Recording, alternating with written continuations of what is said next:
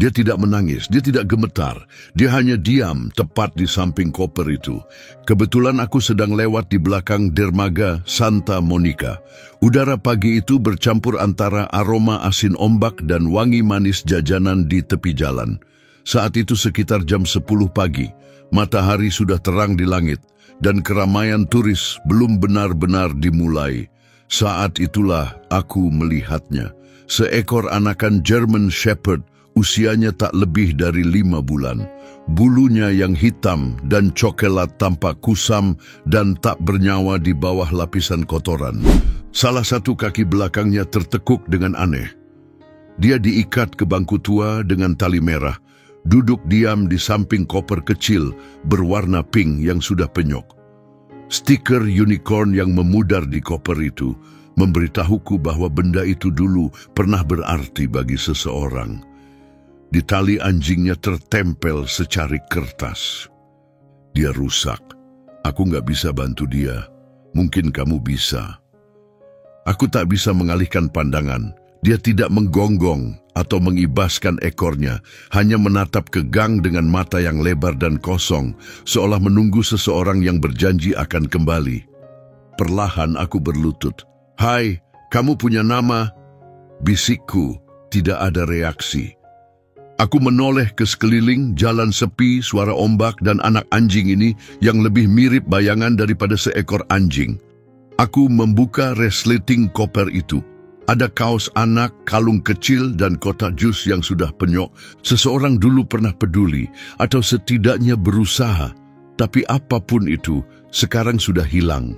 Aku menelepon penampungan dan bilang bahwa aku akan membawa seekor German Shepherd muda. Namaku Luka. Aku sudah lama menolong anjing-anjing di LA. Aku pernah melihat penelantaran, rasa sakit, ketakutan, tapi aku belum pernah menghadapi keheningan seperti ini. Saat kuangkat dia tidak melawan, juga tidak rileks. Dia hanya terkulai di pelukanku, membeku.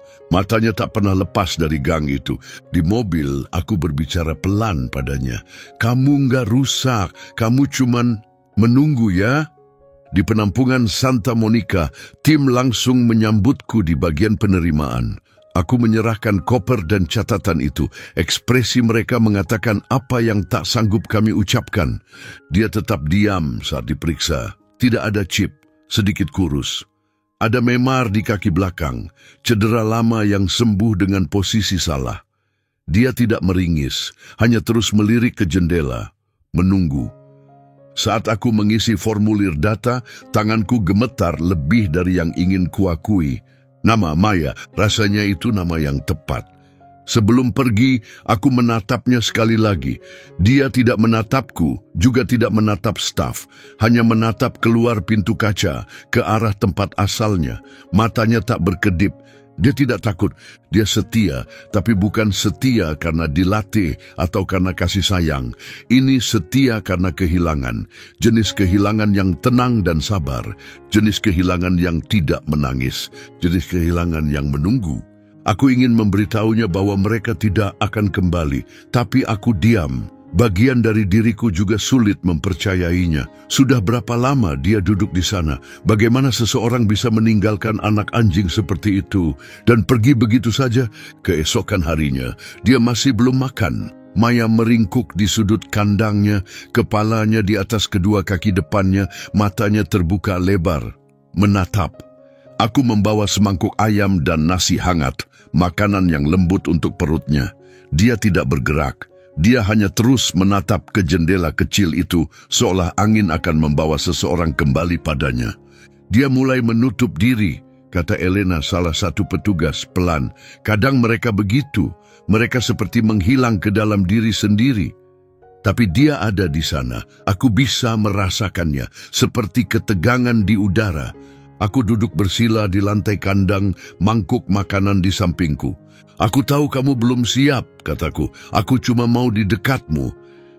Dia tidak menatapku, tapi telinganya bergerak sedikit. tanda kecil.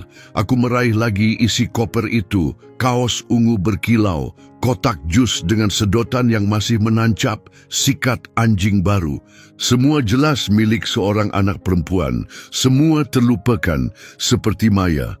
Tak lama, aku keluar sebentar untuk menenangkan diri, tapi pertanyaan itu terus berputar di kepalaku. Siapa yang mengikat anak anjing ke bangku seperti sampah dan meninggalkan koper seperti hadiah perpisahan? Maya tidak pernah menggonggong, tidak saat diterima di penampungan, tidak saat diperiksa, tidak saat mendengar anjing lain, hanya diam. Bukan diam karena takut, diam seperti sesuatu yang sudah patah. Saat aku kembali, dia masih dalam posisi yang sama. Tapi ketika aku membuka pintu kandangnya, dia tidak menarik diri, juga tidak mendekat. Dia hanya membiarkanku duduk. 1 jam berlalu, aku mengirim beberapa pesan, membaca beberapa dokumen, tidak ada kata-kata. Lalu sesuatu terjadi. Dia menggeser hidungnya sedikit ke arah mangkuk, mengendus, lalu menariknya kembali. Tapi itu sudah sesuatu. Kamu tak terlihat, Maya, bisikku. Aku melihatmu, dan aku di sini. Malam itu, sebelum kami tutup, aku menoleh sekali lagi melalui kaca. Dia masih meringkuk, tapi dia tidak lagi menatap jendela. Dia menatapku. Itu bukan kepercayaan. Belum. Tapi itu sesuatu yang mirip pengakuan.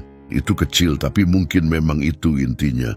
Di pagi ketiga, sesuatu telah berubah. Maya menggeser selimutnya, hanya sedikit seret di lantai, memindahkannya lebih dekat ke bagian depan kandang. Mungkin terlihat sepele, tapi bagiku itu berarti segalanya. Dia tidak lagi bersembunyi. Dia mulai bergerak sedikit menuju dunia luar. Saat aku masuk dengan mangkuk nasi dan ayam hangat seperti biasa, dia menatapku, benar-benar menatap. Matanya masih waspada, tubuhnya masih diam, tapi kali ini tatapannya bertemu dengan mataku. Pagi, Maya, bisikku, kangen lihat kamu kemarin. Dia berkedip pelan. Aku berjongkok dan mendorong mangkuk itu masuk. Yang mengejutkanku, dia tidak menunggu aku pergi. Dengan gerakan perlahan dan kaku, dia berdiri. Kaki yang cedera itu bergetar, tapi dia pincang maju, mengendus makanan itu, lalu mulai makan. Dia tidak makan dengan lahap atau tergesa-gesa, tapi dia makan. Elena lewat, melihat dan langsung berhenti. Dia makan, sementara kamu di situ? Aku mengangguk. Pertama kalinya, wajahnya langsung berseri dengan rasa tidak percaya dan bahagia yang tenang. Kami sedang menyaksikan sesuatu yang langka. Beberapa saat kemudian, saat aku membersihkan kandang lain, aku merasakan ada gerakan di belakangku. Aku menoleh. Maya tidak sedang meringkuk atau bersembunyi. Dia berdiri di depan pintu kandangnya, menatapku. Aku mendekat perlahan. Ada apa? Kamu ngawasin aku ya? Dia tidak mundur. Aku mengulurkan tanganku, terbuka dan diam. Dia menatapnya, lalu perlahan mendekat sampai hidungnya menyentuh ujung jariku. Sentuhan kecil itu terasa seperti percikan rapuh. Cepat hilang, tapi penuh makna. Saat makan siang, aku tetap duduk di dekat kandangnya. Aku tidak bicara, tidak mencoba menyentuh. Aku hanya duduk dan membaca, membiarkannya terbiasa dengan kehadiranku. Setelah beberapa lama, dia menghela napas, tarikan napas panjang yang bergetar. Suara pertama yang pernah kudengar darinya. Sore itu, aku membuka kopernya, bukan untukku, tapi untuknya. Aku meletakkan kaos kecil yang berkilau itu di dekat selimutnya, tepat di dalam ruangnya.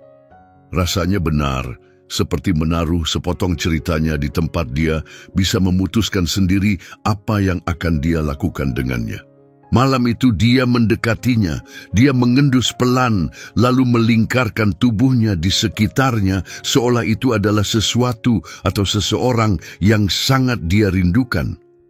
Lama setelah waktu tutup, aku berdiri di pintu menatapnya tidur.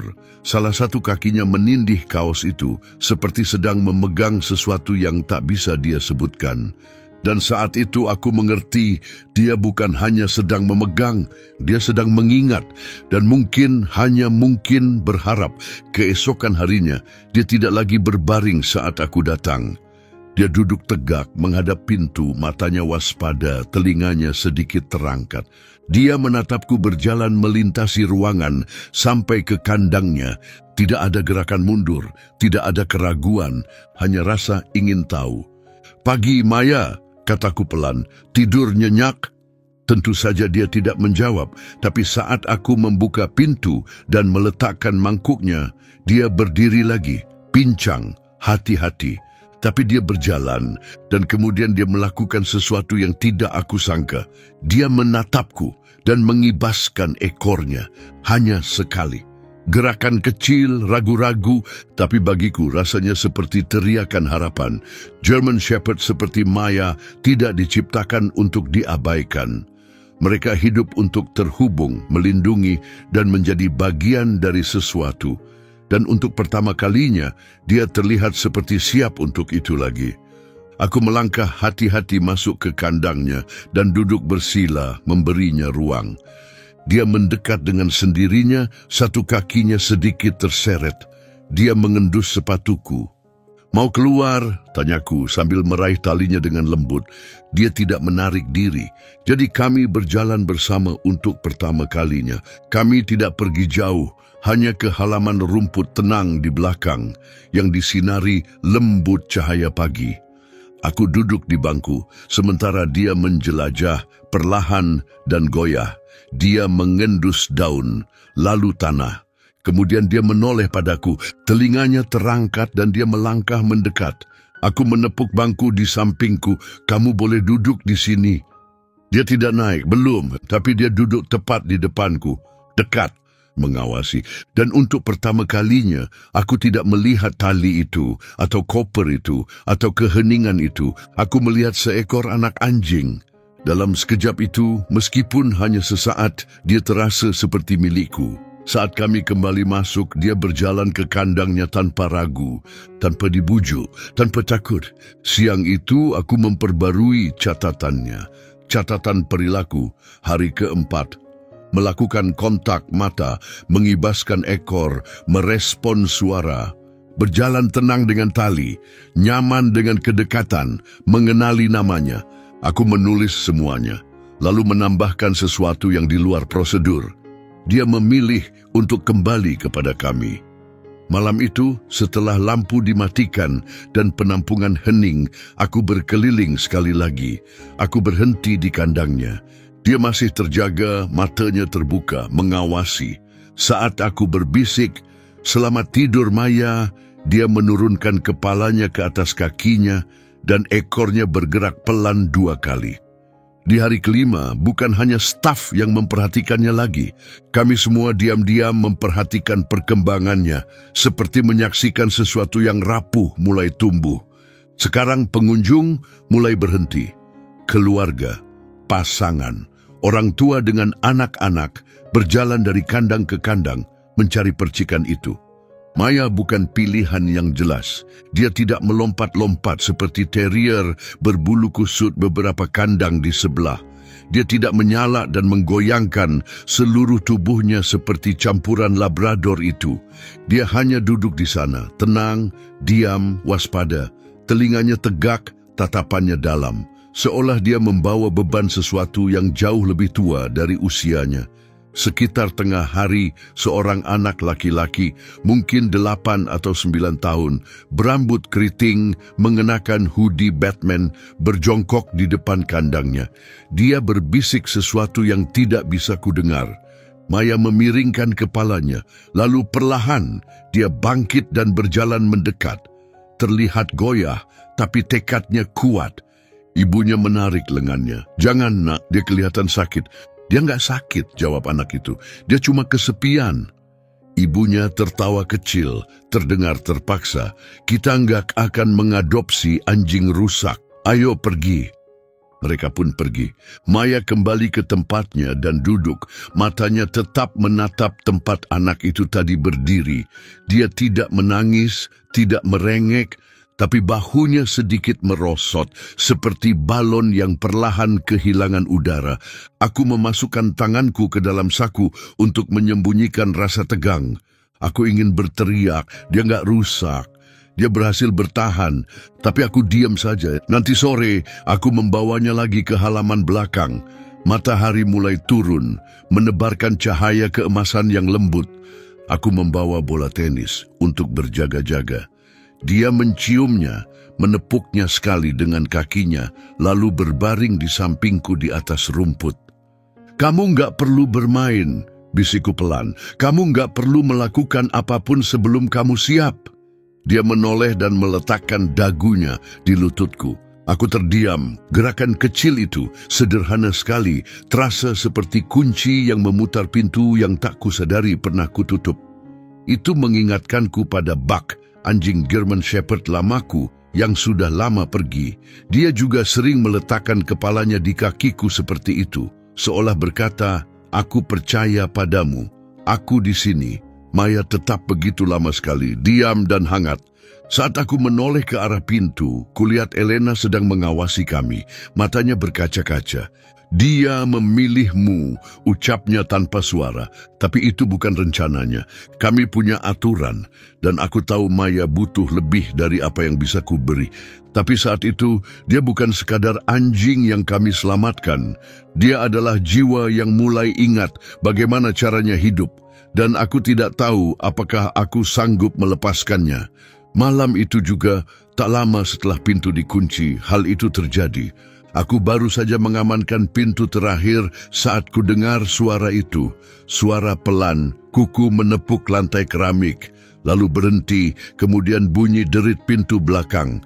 Dia hilang, dadaku terasa sesak. Aku terdiam sebentar, lalu adrenalin mengalir. Aku meraih senter dan berlari, kunci beradu di genggaman. Pintu belakang tidak tertutup rapat. Seseorang pasti lupa menekannya. Maya mendorongnya cukup untuk menyelinap keluar.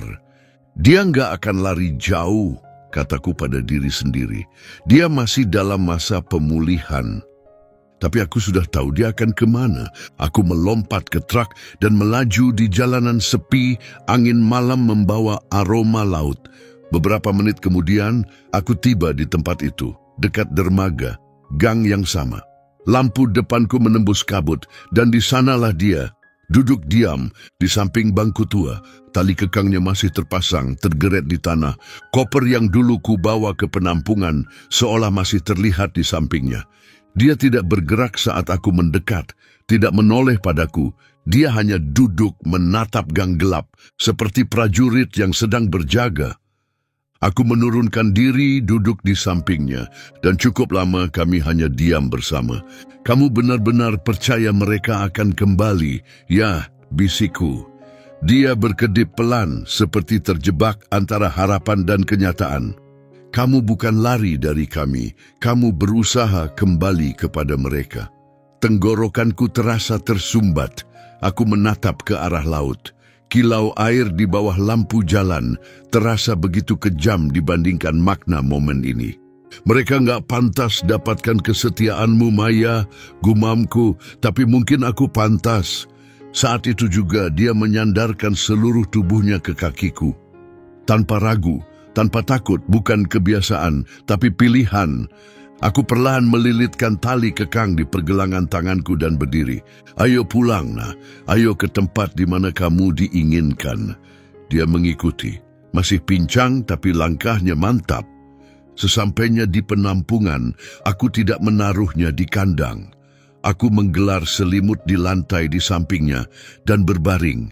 Tanganku terulur dekat kakinya. Malam itu, dia tidak mundur ke sudut. Dia justru meringkuk di sampingku, tubuhnya hangat menempel. Dan di suatu waktu menjelang subuh, dia menghela napas panjang dan dalam.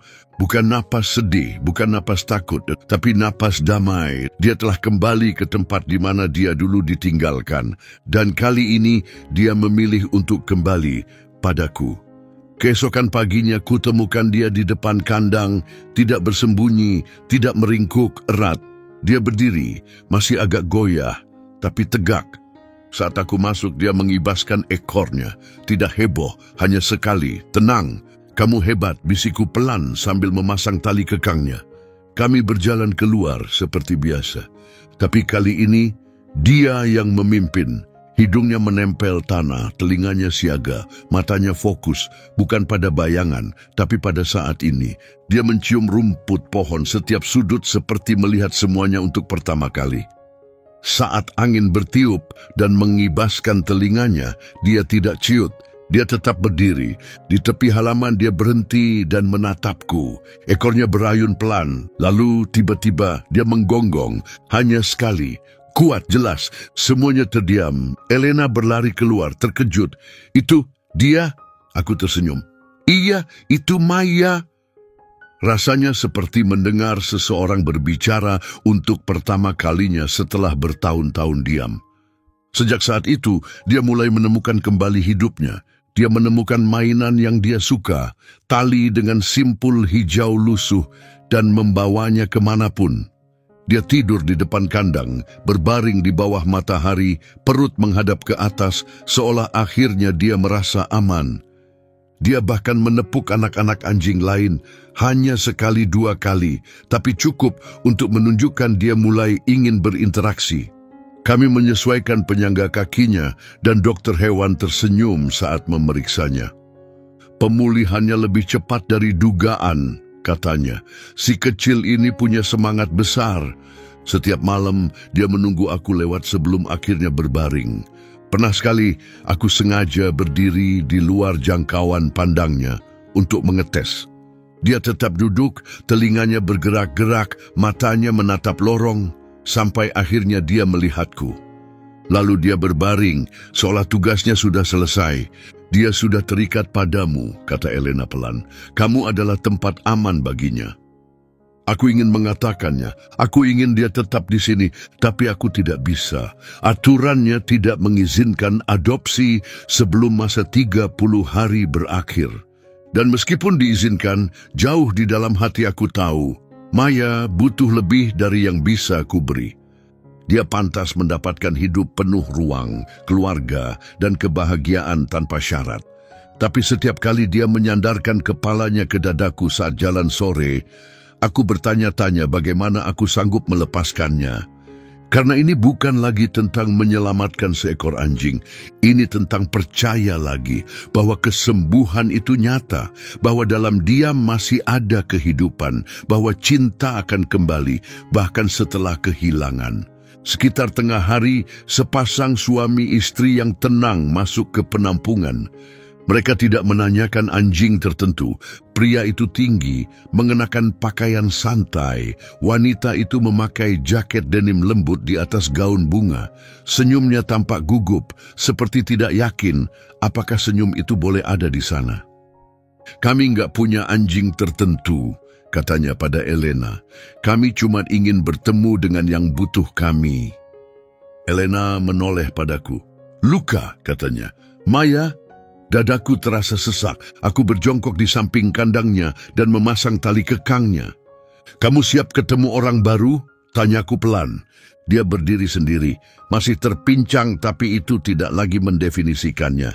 Saat kami masuk ke ruang pertemuan, wanita itu menahan napas kecil. Maya tidak mundur. Dia berhenti, memperhatikan mereka. Siaga, tenang, hadir sepenuhnya. Aku duduk diam di sudut dan mengamati. Wanita itu perlahan berlutut dan berbisik lembut, "Halo." Maya tidak lari, tapi dia juga tidak langsung mendekat. Dia melangkah pelan, hati-hati, berhenti sejenak, lalu duduk dengan tenang. Perlahan, dia mendekat hingga hidungnya menyentuh tangan wanita itu yang terbuka. Seketika, mata wanita itu dipenuhi air mata. Dia membiarkannya jatuh. Pria di sampingnya ikut berjongkok dan berbicara pelan. Dia mengingatkan kita pada diri kita dulu. Tertutup, hati-hati, tapi masih berharap. Dia mengulurkan tangan, bukan untuk membelainya, tapi untuk memberinya ruang, untuk memutuskan sendiri. Maya melangkah mendekat dan meletakkan kepalanya dengan lembut di pahanya. Tak ada yang bergerak lama sekali. Rasanya seperti mereka semua saling memahami tanpa kata. Di kantor, mereka menceritakan perjalanan hidup mereka. Hampir 7 tahun mereka mendambakan seorang anak. Setelah bertahun-tahun kekecewaan dan luka batin, dokter akhirnya berkata, Mungkin sekarang saatnya berhenti mencoba dan memberi ruang untuk hal baru dalam hidup kalian. Wanita itu berkata, kami nggak punya rencana saat datang ke sini, tapi saat lihat fotonya semalam, kami berhenti sejenak. Rasanya seperti dia sedang menunggu seseorang. Dia kelihatan butuh seseorang, bukan sekadar siapa saja, tambah pria itu. Aku mengangguk menahan agar suaraku tidak bergetar. Dia memang menunggu, tapi bukan untuk semua orang, untuk kalian. Aku menceritakan kisah Maya, bagaimana kami menemukannya sendirian di bangku, koper tuanya, keheningannya di awal, lalu perlahan dia mulai percaya lagi. Mata mereka kembali dipenuhi air mata. Mereka menanyakan cara merawatnya, apa yang dia butuhkan, bagaimana kondisi kakinya. Mereka tidak peduli soal perintah atau trik. Mereka hanya ingin tahu apa yang membuatnya merasa aman, apa yang membuatnya bahagia. Sebelum pergi, wanita itu membungkuk di samping Maya dan berkata, kalau kamu ikut kami nggak di sini untuk memperbaiki kamu. Kami cuma ingin mencintaimu. Itu sudah cukup. Maya menatapku lalu mengibaskan ekornya 2 kali tanpa aba-aba. Saat itu aku tahu dia sudah membuat pilihannya. Sekarang giliranku untuk melepaskan. Malam pertama tanpanya terasa lebih berat dari yang kupikirkan. Aku mencoba untuk tetap logis. Inilah yang kami lakukan, kataku pada diriku sendiri. Kami menyelamatkan, kami membantu, dan kami menemukan rumah baru. Itulah misinya, itulah alasan kami terus berjalan. Tapi saat berdiri di lorong malam itu, menatap kandangnya yang sekarang kosong, aku merasa ada sesuatu di dalam diriku yang hening.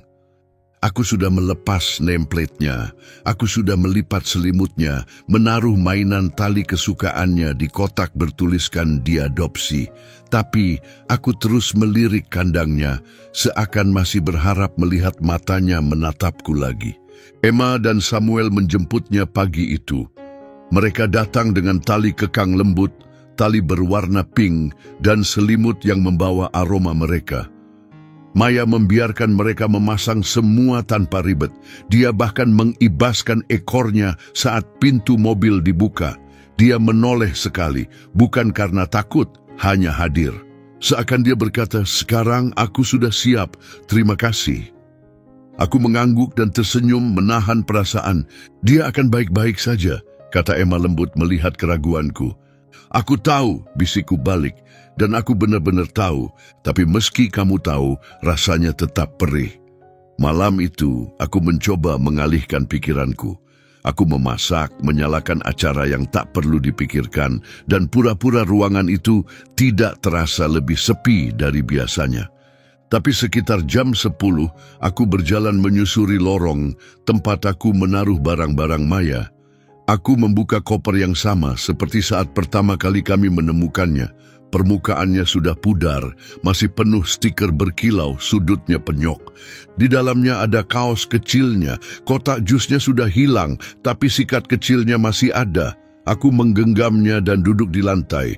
Maya bukan sekadar anjing. Dia adalah simbol dari rasa sakit, dari penyembuhan, dari kemungkinan saat ada yang menolak menyerah padamu.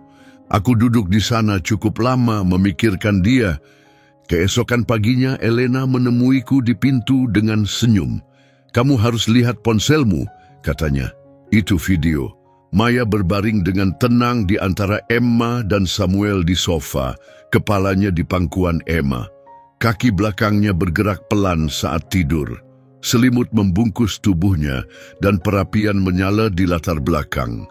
Teksnya berbunyi, semalaman dia tak pernah menjauh dari kami. Dia sudah di rumah. Terima kasih. Aku menontonnya 2 kali, lalu aku memasukkan ponsel ke saku dan berjalan menuju ruang kerja. Saat melewati Kennel 12, tempat lamanya, aku berhenti. Lalu aku masuk. Ada anak anjing baru 6 minggu, kecil dan kurus, gemetar, matanya menatap takut. Aku tak bicara, aku hanya menurunkan tubuhku ke lantai dan menunggu. Karena sekarang aku mengerti apa yang dia ajarkan padaku. Kadang yang dibutuhkan hewan ketakutan bukanlah perintah, tapi seseorang yang mau duduk diam dengan sabar dan tetap tinggal. 3 hari kemudian, Maya kembali. Napasku terhenti saat dia masuk melalui pintu shelter. Ekornya bergerak pelan, matanya bersinar dan hidup. Dia terlihat berbeda, lebih kuat, lebih mantap. Bulunya lebih berwarna, tubuhnya sehat, dan dia berdiri lebih tegak. Samuel tersenyum. Dia datang berkunjung. Emma tersenyum sambil berkata, "Kami pikir mungkin ada barangnya yang tertinggal di sini." Aku mengangguk, menuntun mereka ke kantor. "Aku masih menyimpan kopernya," kataku. "Aku tak pernah sanggup membuangnya. Koper itu tetap di lemari belakang mejaku sejak malam itu. Saat aku menaruhnya di lantai, Maya mendekat. Dia mengendus perlahan, telinganya bergerak. Dia mendorongnya pelan tapi pasti. Samuel berlutut di sampingnya. "Ini masih kamu mau ya, nak?" Emma menoleh padaku dan berkata pelan, "Kami tidak ingin menghapus masa lalunya. Kami hanya ingin dia merasa tak perlu menanggung bebannya lagi." Tenggorokanku terasa sesak. Alih-alih menjawab, aku mengeluarkan kaos kecil yang masih terlipat di dalam. "Ini ada di dalamnya. Mungkin ini bisa membantunya merasa tak apa-apa untuk melanjutkan hidup, atau mungkin hanya memberinya ketenangan." Maya menyandarkan kepalanya di kakiku dengan tenang, bukan putus asa, tapi pengakuan. Mata Emma berkilau. "Boleh kami menyimpannya di tempat yang bisa dia lihat?" "Tentu saja," jawabku. Belakangan mereka memberitahuku bahwa mereka menaruh koper itu di rak kecil dekat jendela tempat cahaya pagi masuk. Itu bukan penghormatan, bukan juga untuk meratapi. Itu hanya pengingat bahwa terluka bukan berarti kamu tak berharga, bahwa memiliki masa lalu bukan berarti kamu kurang layak dicintai. Saat mereka pergi hari itu, Maya tidak menoleh ke shelter. Dia hanya menoleh padaku sebentar, lalu naik ke mobil, seolah tahu persis kemana dia akan pergi. Keesokan paginya, aku membuka email berisi foto. Maya meringkuk dalam selimut lembut dekat jendela, kepalanya di atas boneka. Di rak di belakangnya ada koper kecil berwarna pink. Pesannya berbunyi, "Sekarang dia tahu dia aman, kami juga." Untuk pertama kalinya sejak dia pergi, aku tak lagi merasa sakit kosong itu. Aku merasa damai. Karena ini bukan hanya soal menemukan rumah untuknya. Dia telah diterima, disayangi, benar-benar dilihat. Kisahnya bukan hanya tentang bertahan hidup lagi. Dia telah menjadi babak baru dalam hidup orang lain. Suatu malam, aku berjalan melewati kennel lamanya tanpa berhenti. Di dalamnya ada anak anjing baru, Rusty, campuran beagle yang menggeliat kegirangan saat aku lewat. Aku berjongkok dan mengelus belakang telinganya. Untuk pertama kalinya, aku tidak merasakan bayangan Maya di tempat itu. Dia tidak tertinggal di sana. Dia sudah berada di tempat yang seharusnya. Emma dan Samuel rutin mengirim kabar Maya berjemur di bawah matahari, menjelajah jalur tepi pantai, tidur di antara mereka di malam hari dengan kaki menempel pada keduanya. Tapi satu pesan paling membekas bagiku. Hanya satu foto. Maya duduk di puncak tangga rumah mereka, telinganya tegak, matanya menatap pintu depan. Teksnya berbunyi, dia masih menunggu, bukan karena takut, tapi karena berharap. Setiap hari dia menunggu kami pulang. Aku menatap gambar itu bukan dengan sedih, tapi dengan pengertian. Dia tidak menunggu seseorang menyelamatkannya. Dia menunggu seseorang yang layak mendapat kepercayaannya. Dan sekarang dia sudah menemukannya. Suatu siang Emma mampir. Dia membawa kue untuk tim dan sebuah hadiah. Itu foto Maya dalam bingkai, diambil 2 hari sebelumnya. Dia sedang berlari di pantai. Lidah terjulur, telinga terbang, keempat kakinya melayang di udara. "Kami pikir ini pantas ada di sini," katanya meletakkan bingkai di meja depan. Untuk yang berikutnya, anjing berikutnya yang masih menunggu. Kami terdiam menatap foto itu, kebebasan, kegembiraan, gerakan. "Kamu memberinya hidup baru," kata Emma padaku. Aku menggeleng pelan. Dia hanya butuh sedikit ruang untuk mengingat siapa dirinya sebenarnya. Malam itu, aku berjalan melewati kennel dan berhenti di depan Rusty. Dia menggonggong sekali, menjatuhkan mainannya dan mengibaskan ekor. Aku masuk, duduk diam dan menunggu. Karena sekarang aku mengerti bagaimana semua cerita ini dimulai. Bukan dengan perintah atau instruksi, tapi dengan keheningan. Dan seseorang yang mau tetap tinggal dalam keheningan itu sampai sesuatu tergerak. Beberapa anjing tidak perlu diperbaiki. Mereka hanya perlu dilihat. Maya tidak butuh diselamatkan. Dia butuh seseorang yang mau duduk bersamanya, percaya padanya, dan menunggu sampai dia siap percaya kembali. Perjalanannya dari tempat penuh penolakan hingga menemukan kesembuhan menunjukkan betapa kuatnya kebaikan dan kesabaran. Bukan hanya untuknya, tapi untuk semua orang yang menemuinya di sepanjang jalan. Menyelamatkan anjing bukan hanya soal cinta, itu soal hadir, hari demi hari. Memberi mereka waktu dan ruang untuk sembuh dan memastikan mereka tak pernah merasa sendirian lagi. Merawat hewan peliharaan berarti hadir, hari demi hari. Maya tidak menemukan rumah selamanya dalam semalam. Dibutuhkan kesabaran, sentuhan lembut, dan waktu untuk membangun kepercayaan. Tapi saat akhirnya dia berlari di pantai itu, telinganya terangkat oleh angin, matanya penuh sukacita. Dia bukan sekadar berlari, dia telah dibebaskan. Jika perjalanan Maya menyentuh hatimu, teruskanlah. Di luar sana ada anak anjing lain yang menunggu, bukan menunggu kesempurnaan, bukan menunggu keajaiban, hanya menunggu seseorang yang tak akan menyerah dan tak akan pergi. Jadilah bagian dari keluarga Brave Paws. Bersuara untuk mereka, beri mereka alasan untuk percaya lagi. Jadilah harapan yang selama ini mereka tunggu.